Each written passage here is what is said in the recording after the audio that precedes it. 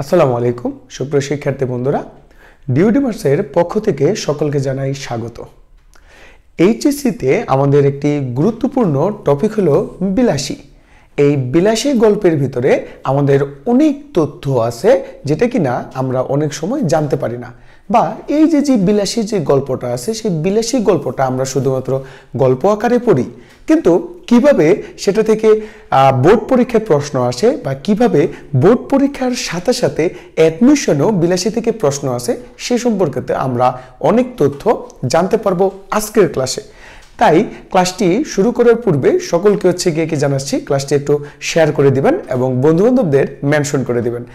আপনার সাথে এই পুরো ক্লাসে থাকছি আমি আলামিন মুহিত, ঢাকা বিশ্ববিদ্যালয় থেকে বাংলা বিভাগে অনার্স মাস্টার্স কি পড়ছি এবং ডিউডিমার্সের বাংলা বিষয়ে হেড হিসেবে আছি। তাহলে আমরা একটু শুরু করি আমাদের এই বিলাসী গল্প। সর্বপ্রথমেই আমরা কি দেখব, এই যে বিলাসী গল্পটা আছে সেই বিলাসী গল্পটা রচয়িতাকে, এই বিলাসী গল্পের রচয়িতা হলো বিখ্যাত কথা সাহিত্যিক শরৎচন্দ্র চট্টোপাধ্যায়। তাহলে আমরা একটু পরবর্তী স্লাইডে চলে যাই। এই যে বিলাসী যে গল্পটা আছে সেই বিলাসী গল্পটা পড়ে আমরা আসলে কি জানতে পারবো, বা বিলাসী এই যে গল্পটা আছে সেই গল্পটা শরৎচন্দ্র চট্টোপাধ্যায় কেন লিখছে। আমরা সকলেই জানি প্রত্যেকটা গল্প বা সাহিত্যিকদের কোন একটা রচনার পিছনে একটা কি থাকে, একটা উদ্দেশ্য কি থাকে। তাহলে আমরা একটু দেখি এই বিলাসী গল্পের উদ্দেশ্যটা কি। আমরা সকলেই দেখব বিলাসী গল্পের মূল সুর মানব প্রেমের অপূর্ব মহিমা এবং তৎকালীন রক্ষণশীল হিন্দু কুসংস্কারাচ্ছন্ন সমাজের বাস্তব চিত্র ফুটে উঠেছে। আমরা এখানে দুইটি পার্ট খেয়াল করব। সর্বপ্রথম পার্টটা কি বলছে, মানব প্রেমের অপূর্ব মহিমা। মানব প্রেমের অপূর্ব মহিমা কি? এই যে আমাদের বিলাসী যে গল্পটা আছে সেই বিলাসী গল্পের ভিতরে আমরা যে দেখব ধর্ম বর্ণ নির্বিশেষে সবার আগে মানুষের প্রতি যে মানুষের প্রেম, সেই প্রেমটা কি করছে, জয়যুক্ত কি হয়েছে। আমরা যে দেখব মৃত্যুঞ্জয় অনেক বড় পরিবারের থাকা সত্ত্বেও শুধুমাত্র সেবা শুশ্রূষা বা মানুষের প্রতি মানুষের যে কৃতজ্ঞতা বা যে প্রেম, সেই প্রেমের বন্ধনের কারণে বিলাসী নামক একজন ছোট জাতের মেয়েকে সে কি করে, বিয়ে কি করে। আবার আমরা দেখব আরেকটা জিনিস, যে তৎকালীন রক্ষণশীল হিন্দু কুসংস্কারাচ্ছন্ন সমাজের বাস্তব চিত্র ফুটে উঠেছে। আমরা যে দেখব যে সভ্যতার প্রথম যুগে বা প্রথম দিকে হিন্দু ধর্মের ভিতরে কিছু কুসংস্কার ছিল, যে এই জাতের ছেলে মেয়েদের সাথে মিশা যাবে না, এই জাতের কারোর সাথে কি কথা বলা যাবে না, অমুকের জাতটা কি খারাপ, এইরকম যে কি কুসংস্কার আছে, সেই কুসংস্কারে কিভাবে একটি সংসার নষ্ট হয়ে যায় বা একটা হইতেছে কি সম্পর্ক নষ্ট হয়ে যায়, সেই সম্পর্কে জানা যাবে আমাদের এই বিলাসী গল্পে। এই বিলাসী গল্পটা সর্বপ্রথম প্রকাশিত হয় কোন পত্রিকায়? ভারতী কি পত্রিকায়। কত বঙ্গাব্দে? 1325 বঙ্গাব্দে, অর্থাৎ বাংলা সাল। এবং এই বাংলা সালকে আপনি যদি ইংরেজি করেন তাহলে কত হয়? 1918 কি সালে। কোন সংখ্যায় প্রকাশিত হয়? বৈশাখ সংখ্যায়। অর্থাৎ ভারতী পত্রিকার বৈশাখ মাসে যে সংখ্যাটা বের হয়েছে সেই সংখ্যায় সর্বপ্রথম কি হয়, বিলাসী গল্পটি প্রকাশিত হয়। আবার আমরা যে দেখব যে অনেক সময় প্রশ্ন আসে যে আমাদের এই বিলাসী যে গল্পটা আছে বা অপরিচিতা গল্পটা আছে সেটা বাংলা যে কথ্যরীতি বা লেখ্যরীতি যে কি আছে এর কোন রূপে রচিত, এটা কি সাধু রূপে রচিত নাকি চলিত রীতিতে রচিত। আমরা যে দেখব এই বিলাসী গল্পটি একটি সাধু রীতিতে কি চলিত, অর্থাৎ বিলাসী গল্পে যত শব্দ ব্যবহার করা হয়েছে সবগুলা কোন ভাষায়? সাধু কি ভাষায় লিখিত। তারপরে আমরা পরবর্তী কি স্লাইডে চলে যাই। আমাদের এই যে লেখক পরিচিতি আছে, বিলাসী গল্পের লেখক কে যেন? আমরা আগেই বলছিলাম বিখ্যাত কথা সাহিত্যিক শরৎচন্দ্র চট্টোপাধ্যায়।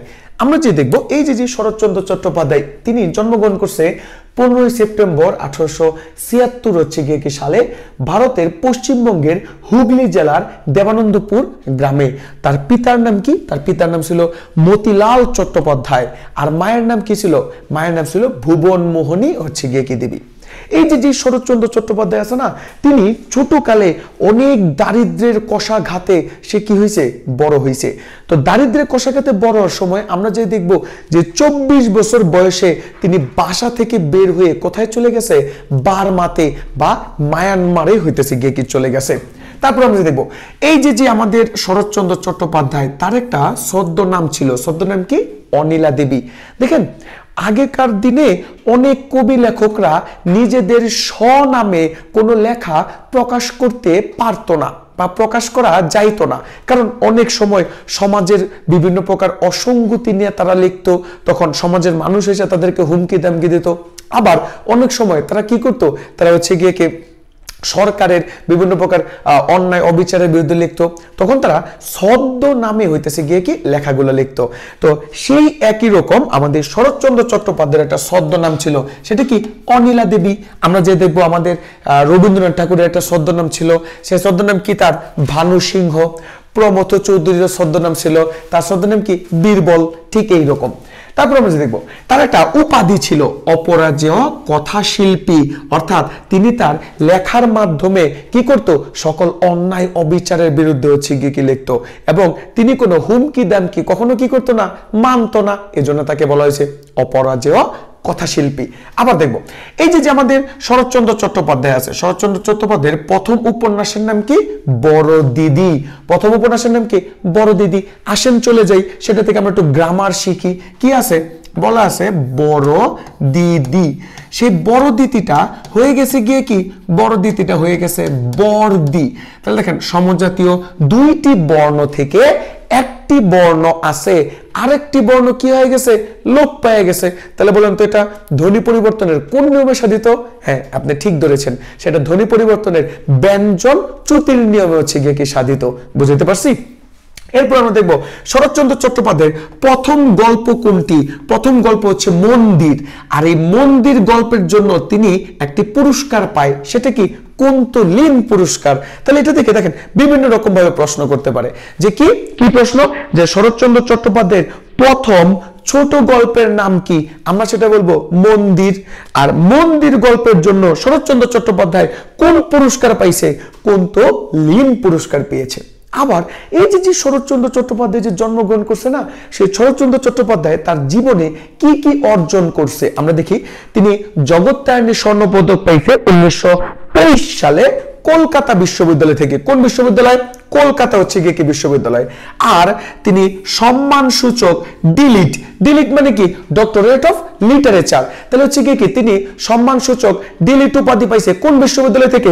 সম্মানসূচক ডিলিট উপাধি পাইছে ঢাকা হচ্ছে গিয়ে কি বিশ্ববিদ্যালয় থেকে। এবার দেখেন এই যে জগত্তারিণী স্বর্ণপদক আছে না, সে জগত্তারিণী স্বর্ণপদক আমাদের বইয়ের ভিতরে কয়জন পাইছে?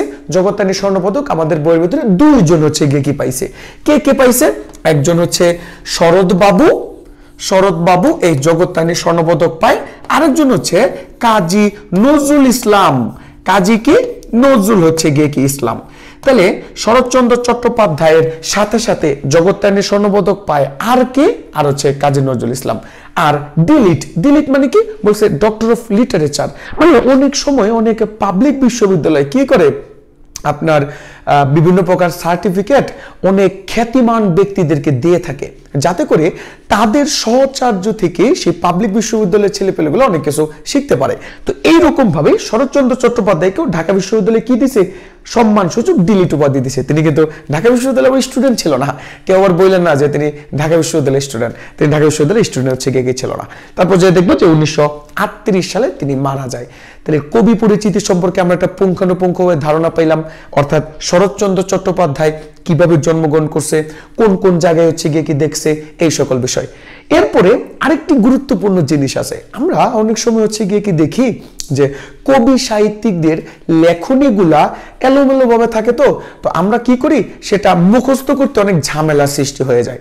তো আমাদের ডিউ ডিমার্সের যে বাংলা টিম আছে, সে বাংলা টিম আমরা শরৎচন্দ্র চট্টোপাধ্যায় সহ আপনার পাঠ্যপুস্তকের যত লেখক আছে সেই লেখকের বিভিন্ন প্রকার সাহিত্যগুলা আমরা মজার আকারে গল্প আকারে লিখে দেই, যাতে করে স্টুডেন্টরা সহজেই কি করতে পারে, সহজে হচ্ছে গিয়ে কি সেগুলো বুঝতে পারে। ঠিক একই রকম ভাবে আমরা বিলাসী গল্পেরও শরৎচন্দ্র চট্টোপাধ্যায়ের যে লেখাগুলো আছে সেগুলো আমরা সহজ টেকনিক বানাইছি। আসুন দেখে নিই সেই সহজ টেকনিকগুলা। সেগুলো কি বলছে, কাশীনাথ একাদশী বৈরাগীর নাম নিয়ে অতিথি, সতী, বিলাসী, মহেশের ছবি মন্দিরে স্থাপন করলো। মেজ দিদি অভাগীর স্বর্গ গল্প পড়ে জানতে পারে বিন্দুর ছেলে রামের সুমতি ছিল অনুরাধার স্বামী। অর্থাৎ এইখানে যতগুলো শব্দ ব্যবহার করা হয়েছে, আমরা কোন কোন শব্দ, সেটা হচ্ছে কাশীনাথ, একাদশীর বৈরাগী, তারপর বলা আছে অতিথি, সতী, বিলাসী, মহেশ, ছবি, মন্দির, মেজ দিদি অভাগীর স্বর্গ, তারপর বিন্দুর ছেলে রামের সুমতি অনুরাধার স্বামী। এগুলো সব কি, এগুলো সব হচ্ছে শরৎচন্দ্র চট্টোপাধ্যায়ের গল্প।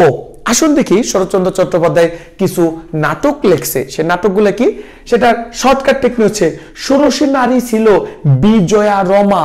অর্থাৎ এখানে ষোড়শী, নারী, বিজয়া, রমা, এগুলো সব কি, এগুলো সব হচ্ছে শরৎচন্দ্র চট্টোপাধ্যায়ের নাটক। আমাদের যে এইচএসসি স্টুডেন্টদের জন্য যেই 25 এবং 26 আছে, তাদের জন্য আমাদের যে অলরাউন্ডার ব্যাচ 2.0 আছে, সেই অলরাউন্ডার ব্যাচ 2.0-তে আমাদের ঢাকা বিশ্ববিদ্যালয়ের শিক্ষকরা এবং কি বুয়েট থেকে পাশকৃত হচ্ছে গিয়ে কি স্টুডেন্টরা কি করে থাকে, ক্লাস নিয়ে থাকে। সেখানে বাংলা ঠিক এইভাবেই আমরা হচ্ছে গিয়ে কি পড়াই, যাতে করে স্টুডেন্টরা এইচএসসির সাথে সাথে যেন হইতেছে কি বিশ্ববিদ্যালয়ের ভর্তি পরীক্ষা সম্পন্ন হয়ে যায়। তারপরে আমরা দেখি যে শরৎচন্দ্র চট্টোপাধ্যায় আছে, তিনি কিছু প্রবন্ধ হচ্ছে গিয়ে রচনা করছে। কি কি বলছে, তরুণেরা বিদ্রোহ করে স্বদেশ এবং সাহিত্যে নারীর মূল্য বোঝাতে সক্ষম হয়। তাহলে এখানে তরুণেরা, বিদ্রোহ, স্বদেশ এবং সাহিত্য, নারীর মূল্য, এগুলো সব কি, এগুলো সব হচ্ছে শরৎচন্দ্র চট্টোপাধ্যায়ের রচিত হচ্ছে গিয়ে কি প্রবন্ধ। তাহলে আমরা শরৎচন্দ্র চট্টোপাধ্যায় লেখা বা তার সম্পর্কে আমরা একটু জানতে পারলাম। এখন আমরা জানবো এই যে বিলাসী যে গল্পটা আছে, সেই বিলাসী গল্পে কোন কোন চরিত্রগুলো আছে এবং সেই চরিত্রগুলা কি কি কাজ হচ্ছে গিয়ে কি করছে। আচ্ছা, তাহলে আমরা একটু দেখে যাই। বিলাসী গল্পের আমাদের যে প্রথম যে চরিত্রটা আছে তার নাম কি, তার নাম হচ্ছে বিলাসী। আমরা সকলেই জানি তিনি বিলাসী গল্পের একজন নায়িকা। তাহলে এই যে বিলাসী গল্পের নায়িকা যে বিলাসী আছে, এর সম্পর্কে কি কি তথ্য আছে আমরা একটু দেখে নিই। বলছে বিলাসী মালো এবং বুড়ো সাপুরের মেয়ে। এটা দ্বারা কি বোঝানো হয়েছে, এটা দ্বারা বোঝানো হয়েছে মালো হইল একটা বংশের নাম। মালো হইল একটা কিসের নাম, বংশের হচ্ছে গিয়ে কি নাম। অর্থাৎ সনাতন ধর্মাবলম্বীদের ছোট বা সবচেয়ে নেগলেক্টেড যে একটা গোত্র থাকে বা একটা বংশ থাকে, সেটা হচ্ছে কি মালো। আর এই যে বিলাসী ছিল, তিনি হইতেছে ওই বংশের একটা মেয়ে। আর বিলাসীর বাবা ছিল বুড়ো সাপুরে, তাই তাকে বলা হয় বুড়ো সাপুরের মেয়ে। এখানে আরেকটা জিনিস ইম্পর্টেন্ট, কি কি, বিলাসীর বয়স কত ছিল। আমরা সকলেই জানি বিলাসীর বয়স কত ছিল, বলছে 18/28 বছর। 18 কত বছর, 28 বছর। অর্থাৎ নেরা বলছে যে মৃত্যুঞ্জয়কে দেখিয়া মনে হইল যমরাজ তাকে নেওয়ার কম চেষ্টা করে নাই, শুধুমাত্র নিতে পারে নাই একজন মানুষের জন্য। সে কে, সে হচ্ছে বুড়ো সাপুরের মেয়ে বিলাসী। বলছে তার বয়স 18 কি 28 আমি ঠাওর করিতে পারলাম না। তাহলে বিলাসীর বয়স কত ছিল, হয় 18 নয়তো 28। হ্যাঁ, আচ্ছা, তারপর দেখবো তিনি কি করছে। তিনি বলছে মৃত্যু পথযাত্রী মৃত্যুঞ্জয়কে সুস্থ করে তোলে। তাহলে দেখেন নেরা সম্পর্কে বলা হয়েছে যে মৃত্যুঞ্জয়কে দেখি আমাকে মনে হইল তাকে নেওয়ার জন্য যমরাজ কম চেষ্টা করে নাই। মানে কি, মৃত্যুঞ্জয় মৃত্যু পথযাত্রী, মরে গেছিল, সে মৃত প্রায় মানুষকে জীবিত করে তুলছে কে, সেই তুলছে বুড়ো সাপুরের মেয়ে বিলাসী। কে তুলছে, বুড়ো সাপুরের মেয়ে বিলাসী। আচ্ছা, তারপর বলছে মৃত্যুঞ্জয়ের মৃত্যুর কয়েকদিন পর বিলাসী মারা যায়। মৃত্যুঞ্জয়ের মৃত্যুর 7 দিন পরে বিলাসী মারা যায়। বলেন কয়দিন, 7 দিন। এটাকে আরেকটু ঘুরে প্রশ্ন করা যায়। কি প্রশ্ন, যে মৃত্যুঞ্জয়ের মৃত্যুর কয়দিন পর্যন্ত বিলাসী বেঁচে ছিল। তাহলে বিলাসী কয়দিন বেঁচে ছিল, 7 দিন।